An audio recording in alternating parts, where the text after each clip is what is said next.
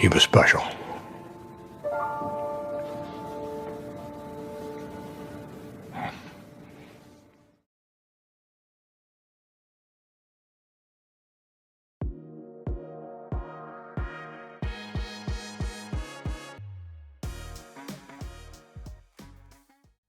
What is up, everybody, and welcome to the channel. Back again for another one. We are here, episode 8, and it has come to pass. I mean, I've called this since episode 2.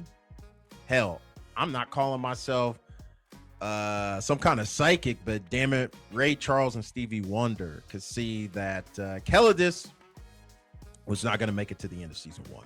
I mean, you know, in order for his son, the character Tarkon, to evolve and change and grow and have growth, he had to go.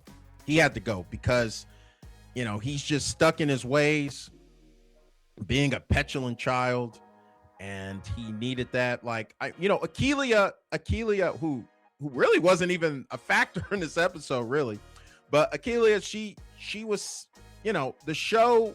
She is the protagonist, or is she?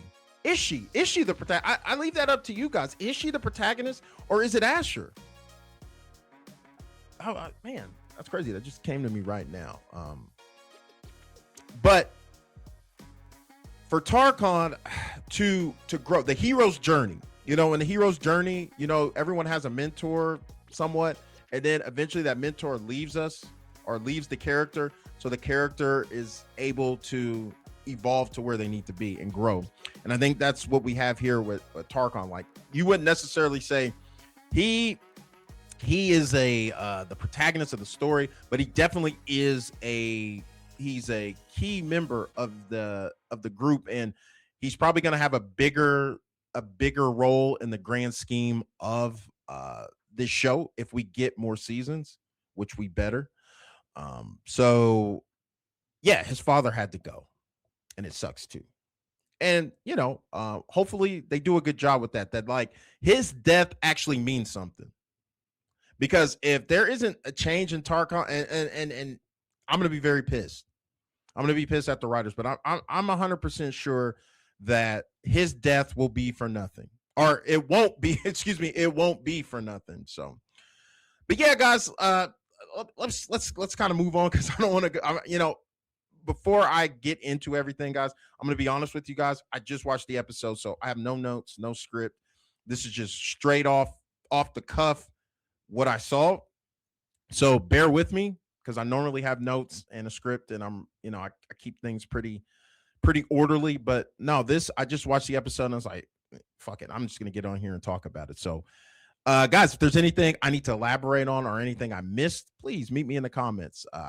I do my best to respond to everybody, and so yeah, leave those comments, and I'll definitely get in there and we'll chat it up or whatever. So now, before I give my thoughts, guys, got to give the score. If you're new to the channel, the scoring system is 0 to 5. 0 being trash and 5 being a masterpiece. Now, I gave this episode a 4.5 out of 5. I think I said episode 5 was the best episode. Now, if episode 5 is 1, this is 1A. You could easily probably make an argument, or I won't say easy, but a compelling argument for this one to be number 1 flat out. And I wouldn't even fight you on it. That's how close these 2 episodes were. But I give the slight edge to episode 5. So, all right. So with the score out of the way, let's talk about the episode. So one thing I wanted to talk about, we'll start off with, is the love triangle between Hilaria, Viridia, and Ashur. It all has come to a head. We have Hilaria finally understanding her place with Ashur, because it's revealed they're sitting in the hot tub together, you know, laughing it up. You know, it's getting a little sensual, and they're conversing, and at one point she calls him Ashur.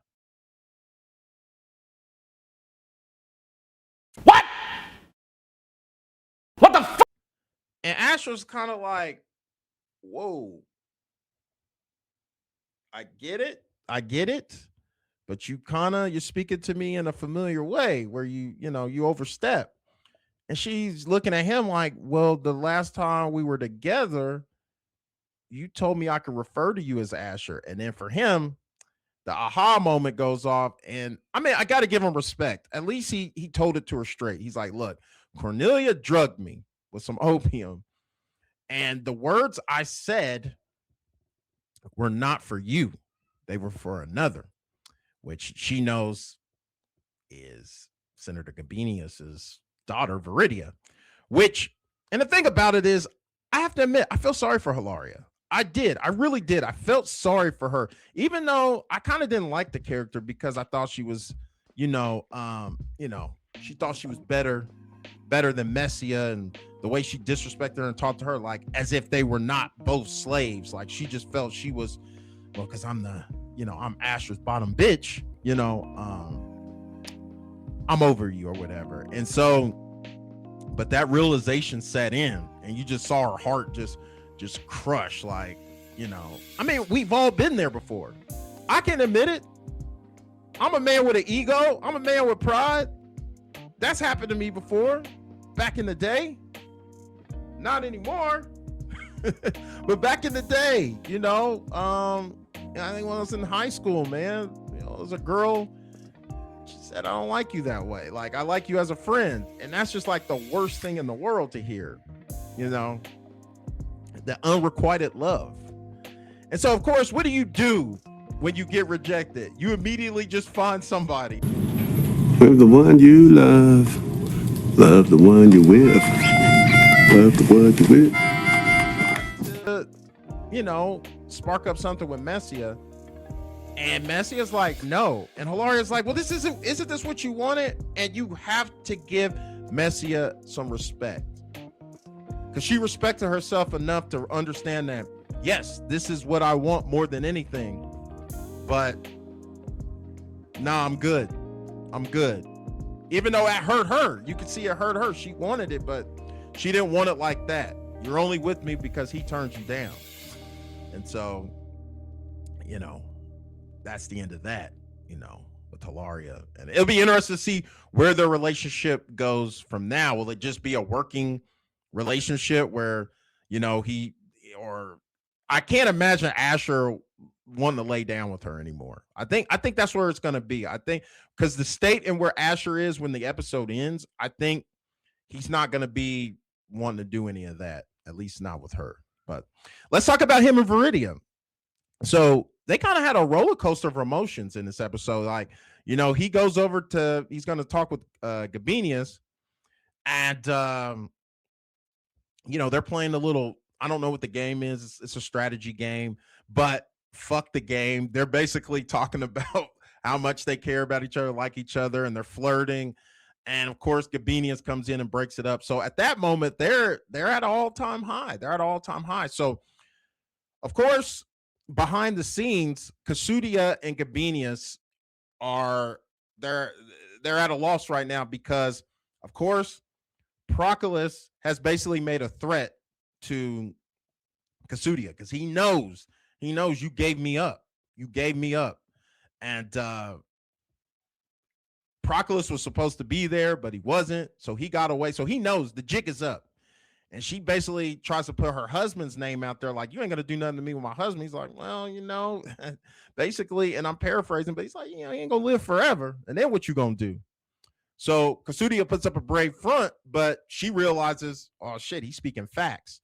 So she goes home and she tries to broach the subject of Viridia being her marriage. And Gabinius is like, his issue is with Pompey, Caesar, and Crassus. So I always wondered, like, with the show, like, are we going to get real history events mixed in with fake ones, kind of like what we did with Spartacus, where, like, actual history has happened, but this is kind of like a fictional tale of true events?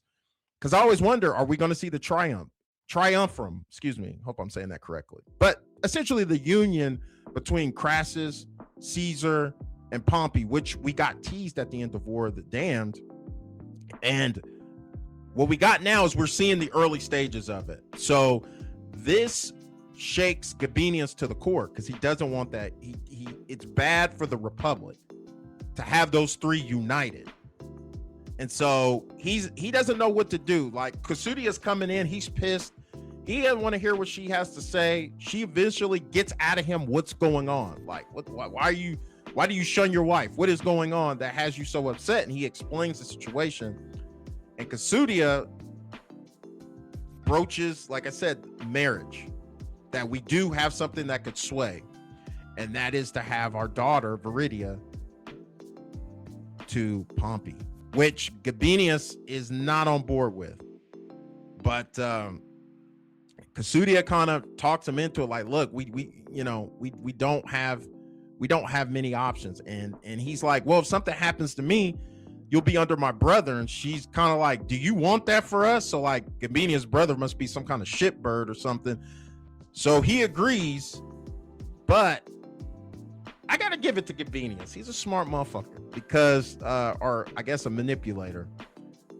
So he actually, when they approach her about the opportunity of marriage or the forced marriage, Gabinius puts it in a way that he's like, my dear daughter, I hate to put this upon you, but for the sake of the Republic, we want you to marry Pompey, but the decision will not be mine. I will leave it to the person who has to bear the burden. Son of a bitch. Like, he puts it all on her. And so it's the way it keep his hands. It's like these Romans, man, they are always playing politics, even with their own family.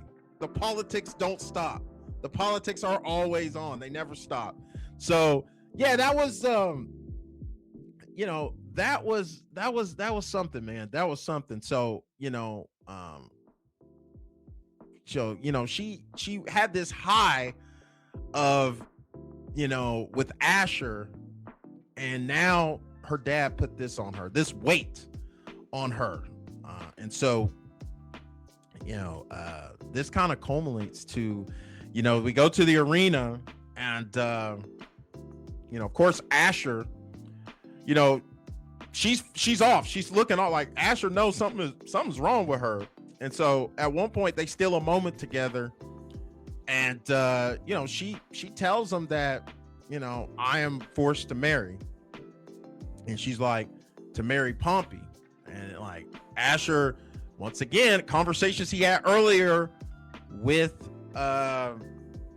Gabinius is what actually swayed him to do. See, that's the crazy, the intelligent thing about the show is like characters will give advice that ends up turning out to be to their own detriment. Like they'll give the advice to somebody, but not knowing that same advice you gave worked against you. So like, I guess you could say, if you want, it's like poetic or poetry in motion or whatever. But it's crazy. It always happens this way. And so she comes to the where, Ashur's like, Pompey, that guy discards women, basically saying that guy just runs through wives for political purposes. And she kind of looks and goes, what man doesn't? And Ashur's like, the one that stands before you. And she says, let me clarify what Roman man. And you just, the heartbreak, because like these are two star-crossed lovers that will just, and we know what happens to star-crossed lovers, man. It always ends tragically. Like they will never be able to be together. They even mentioned, I think Viridia says, if we were not who we were, and that's the heartbreak. And like I said, I gotta give it up to Nick Tarabay. He was an all-star in this episode. Just his acting in this episode, to go through these different emotions that he had to go through. Man, round of applause to him, man. He was awesome in this episode. And I really felt it. I really felt bad for him. Like, this guy just can't catch a break. It's like he'll take one step ahead and then two steps back. It's like he's never given just a win to just savor. It's like it comes with some loss. Every time he wins, it comes with a loss that's even greater than the win he had. So you really feel for this guy, and the show's doing a great job. It makes you wonder. I mean, he's the protagonist. I wouldn't even say that Aquilia is. It's got to be him. It's Ashur. And so they, like I said, they did a good job of making you feel for this guy. And so I want to go ahead and switch. We're going to talk about Kelidus and Tarkon and Aquila, who's barely in this episode, but her presence is felt. It's one of those, like, she's not in it, but her shadow is cast on the episode, at least the events about the characters I'm discussing. So, of course, Tarkon, he's feeling away about it, man. He's pissed, which we knew this was going to happen. Aquila was going to come back and she's the champion. But because of the Medicus being removed, we got a problem. And that problem is Tarkon. Tarkon, man, he's just what's the word I'm looking for? He's like a petulant child, you know. However, I will say this. His way of thinking is explained by Kelidus once again. So in an intimate moment with Aquila, because him and his son had a falling out. Like, they basically had a falling out. Tarkon basically said, I'm no longer your son. Don't view me as your son anymore, champion. He doesn't even call him father. He's done with him. He's like, my purpose is to be a champion. That's all I've ever known. From the time I was born in these walls, you have pushed me to be the champion, but then you're working against my interests. So you're not a part of my future. And basically just, because the dad, he's like, he's basically telling him, you're working against my interests and you're with Aquila, who's keeping me from getting there. And he's like, well, I offer advice to everyone. He's like, no. You clapping those cheeks. You clapping those cheeks. I see the way she looks at you. I see the way you look at her. And the dad, and Kelidus does a great job. He's like, look, man, shit. I'm a man. Shoot, I don't say nothing when you with your little whore. I can't, I can't get it, I can't get a nut off. And so these guys, they're just like, Kelidus understands his son is just, he's young, reckless, emotional. But Tarkon is just like, I'm not fucking with him, which we all know deep down he loves his father. He's just pissed. Like I said, petulant child. But Achillea's like, she's talking a little shit about Tarkon, but he explains why he is the way he is. He's like, all I've ever did was train him to be the champion, to get in the arena, and maybe earn his freedom, because Kelidus and Aquila, they were born free. Tarkon has never experienced freedom. And so maybe he should have been more of a father to him, not only just, training him to fight, but he set him on that single purpose and objective. And the son feels, you put me on this path, but you're hindering me.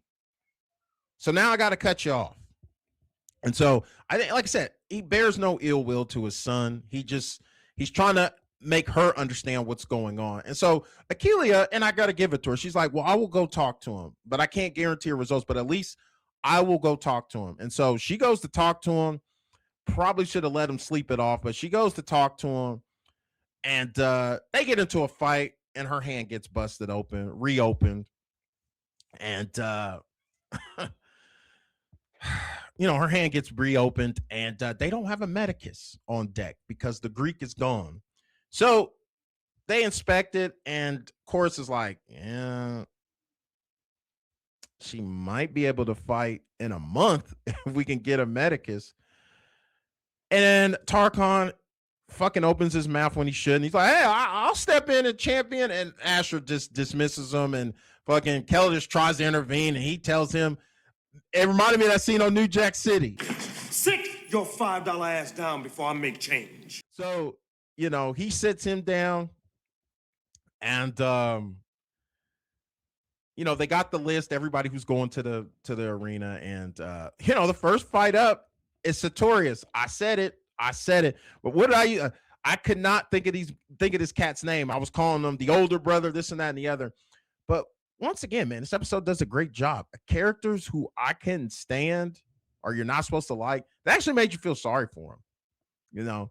Spartacus, at the beginning of the episode, he's wanting, his brother's body to give him the honorable gladiator's death. They were gladiators. Chorus is like, you ain't getting them. And he's basically telling him, you're going to live with that grief for the rest of your life. That's your torture. And Proclus doesn't even give a shit about him. And, he goes in the arena, and he's getting booed. And you know what? He shocks the world. He actually wins. And I was actually kind of happy for him. And, of course, Proclus was like, well, I could find a way to use his little ass. Maybe there's a use for him after all. So what I think this guy's going to be, he may be a cog in the plot to overtake Proclus, because there's only one way this ends between Ashur and Proclus. One of them got to go, and we know it ain't Ashur. So I think he's going to be key into helping take his dominance out. Keep an eye on that, guys. Keep an eye on that. But let's get to other places in the arena. So Tarkon goes in, and his plot, like, there's plans on plans going on. So like Tarkon's getting he's fighting, and we get a look into the crowd, and we see his girl, and we see that nasty Roman that be, can't imagine what we know what he be doing to her. And he be hurting her too. And so the fight's going on, and she strategically shoves him into the arena. They're screaming to stop the fight, but these men are in the middle of the fight. Tarkon baits Proclus's man into taking a swipe at him while Fat Boy's in the ring. He moves out of the way. Fat Boy's head gets splattered. He's dead. They're screaming. And see, this is just the craziness. They wanted to execute old boy right then and there. Proclus didn't even give a fuck. Kill him, and Tarkon ended up killing him. And then they were going to take out Tarkon, but then like Ashur's like, he's dispensed justice, and Gabinius says it's all good, let it be. And everything's over. It's over. And then of course the episode ends with, Ashur just depressed and sad, and Viridia telling them to, to look to horizons, as both of them are they're hurting. Both of them are. And so it's going to be interesting to see where we go from here. Do you guys think the marriage is going to go through? I don't think so. I think something's going to happen. Maybe, unfortunately, Viridia passes away or something, but I don't see that going through, that union happening. But all in all, guys, this was an amazing episode. Can't wait for the next 2 episodes. I'll definitely be doing a breakdown of the trailer, but I just wanted to put this out here. Guys, I apologize ahead of time if this isn't, as tight as my other ones, but I just wanted to jump on here and get it in. And I know y'all going to take care of me in the comment section. One other thing I wanted to announce, guys. Remember, I set a goal. I got 8 days to make it. I think we're 109 subs away, I think, from getting that 1K. I wanted to get it by the end of the month. I mean, if we don't get it, it's cool, but it's just, you want to set goals for yourself, so let's keep the train rolling, guys. And guys, like I always say, if it's for 1 minute, 5 minutes, or the whole damn video, I appreciate you taking time out of your day to view my content. If you haven't already, hit that subscribe, smash the like, and get in the comments. And guys, I'll see you in the next video. Take it easy.